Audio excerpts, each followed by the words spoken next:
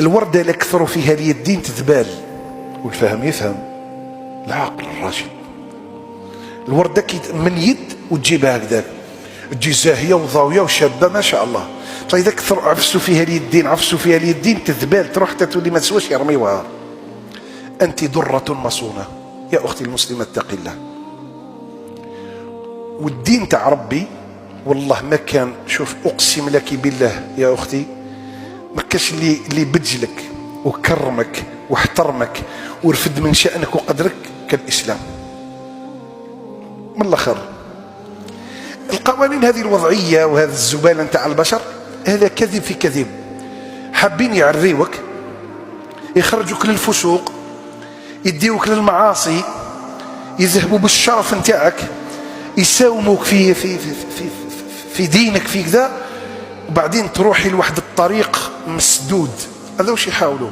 أما الله عز وجل لا، ربي يرفع من شأنك سمى سورة النساء. وقال النبي صلى الله عليه وآله وسلم خير الدنيا متاع وخير متاعها المرأة الصالحة أو الزوجة الصالحة. أطيع الله ولا غيرك في الفايدة.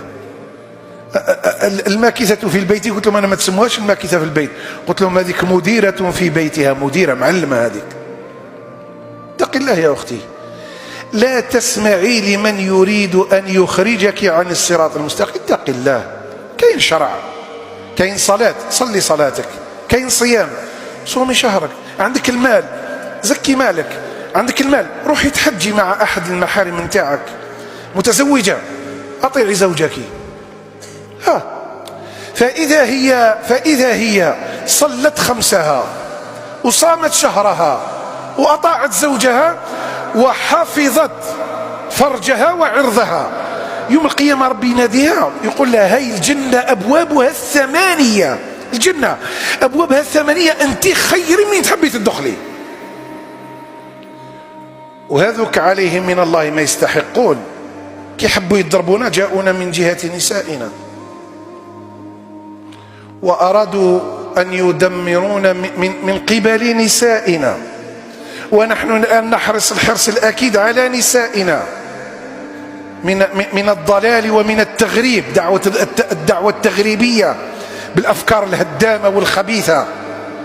فأنت مدرسة والله كما قال الشاعر، أنت مدرسة، وإذا أعددتها أعددت شعبا طيب وطاهر الأعراق.